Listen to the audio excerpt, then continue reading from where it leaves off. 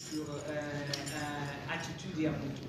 So last Sunday, the preaching was about attitude. Et anachaki biso que attitude eza komoko très important na kati ya bomo ya mtu. And he showed us that attitude is very important in somebody's Attitude na yo life. nde ko déterminer niveau ou bien niveau ozolinga kokendele. Your attitude will show the level that you want to go. Attitude na yo nde kolakisa lolenge oyo ozali. Your attitude will show the way you are. Attitude na yo nde kolakisa nini oyo ozozela pour kobela ona bomo. And your attitude will show what you're waiting for to happen. Et chaque exemple ya koloba ke no omoni attitude ya lion na kati ya forêt. And he gave us the example to say, you know, the attitude of lion in the forest. Et donc ezosala ke lion azala roi ya forêt ya banyama nyonso. What's making the lion to be the king of all animals? Eza te parce que aza munene, parce que l'éléphant aza munene. It's not because he's big, because we also have elephants. Alors, ezosala te ke aza mutu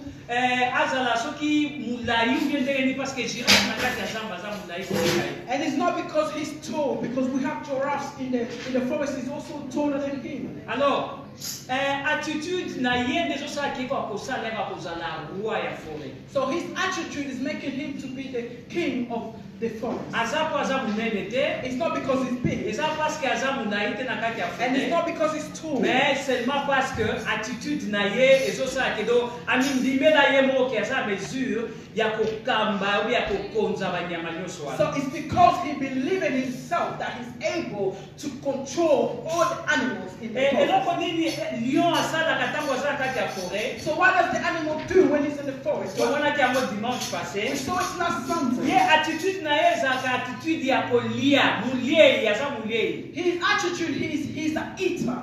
Amen. Aza oyo baliaka te me yebi ke soki amoni kaka nyama ye po alia yango.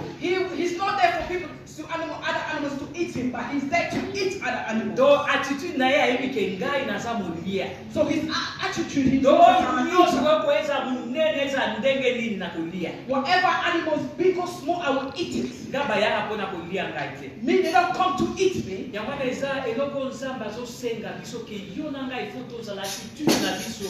That's what God is asking me and you to Omimonaka ndenge nini. How do you see your attitude? Omilobelaka ndenge nini. How do you talk? Eske ozali parce que bato bazoyebisa oyo yo ozali. So are you living because people are telling you what you are? Eske oyokaka mutu ya lokumu parce que bayebisa koza mutu ya lokumu. You feel proud because people are telling you Mais how pride. ntango mena bato baza te mpona koyebisa oke oza bien oza boye yo milobelaka ndenge. So now when there's nobody there to tell you who you are, how do you feel then? Well, how do you say? yango wana eza très important kwa koyeba nani oyo ozali. That's why it's very important to know who you are. Alors lelo thème na ngai yo na tie puke na bakopartage na bino. So today my theme is nalobi lever le camp quand eza kwa batante ke bolongola batante na bino take off all your tongue et bokende. and go.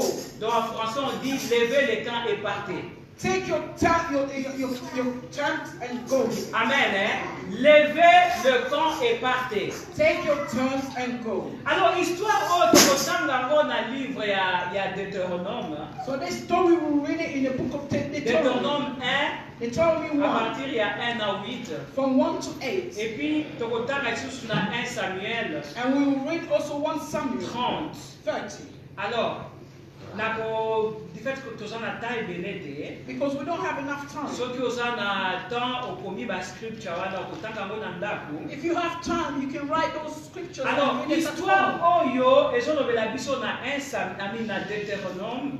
This story is telling us in Deuteronomy. Bible azolobela biso histoire ya bana Israel. The Bible is telling us the story of the children of Alors Israel. bakendaki na captivité ndenge biso so toyebi yango. They were captive as we all Alors know. il est arrivé à un certain moment nzambe ayebisi bango ke non naye mponaka ya kolibere bino. So there was come a time God said, I'm here to come and free you. babimi na kati ya Egypte. They came out of Egypt. bakei babandi kokende vers la terre promise. They start going to the promised land. Oh Bible elobi ke ezalaki le pays où coule le lait et le miel. As the Bible says, it's the land full of honey and milk. Alors ntango baza na kati ya nzela bazokende pour le pays où Nzamba alakaki bango. So on their way going to the promised land. Bible elobi baye ko se retrouver ya na kati ya montagne moko babengi montagne ya Oro. So the Bible said they find themselves in the mountain of, they call it Aaron. Alors, la Bible nous précise ici que basalaki plus d'une année na kati ya montagne wana. The Bible said they spent many years in that mountain.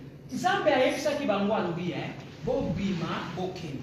God told them to go out and go. Mais bango yeba kende batikali baso tourner autour ya montagne. But then instead of going, they are there around in the mountain. Oh, vie na biso ya bana Nzambe eza vie moko ya progression. Our life as the children of God is a life of progression. Bible elobi nous allons de gloire en gloire. The Bible says we have glory and glory. Tokendaka de victoire en victoire. We go from victory to victory. Soki omoni bo moina ekomi na un moment ekomi ko tourner en rond, c'est que Dieu n'y est plus. If you see your life going around, that means God is not Na there. intention ya Nzambe, In God's tension, na pensée ya Nzambe, God's eza ke lelo obandi pa ya liboso, today you start lobi oke fasting. na pa ya mibale, And tomorrow is not lobi the nango second. oza na pa mosusu, And lobi tomorrow- nango bomoi na yo, bomoi na yo ezo s'améliorer de plus en plus. And your life is going forward and forward. Mais soki okomi na vie moko ekomi ko tourner, même combat, même défi, même difficulté, là, à tout cas, faut ta bomoi na yo.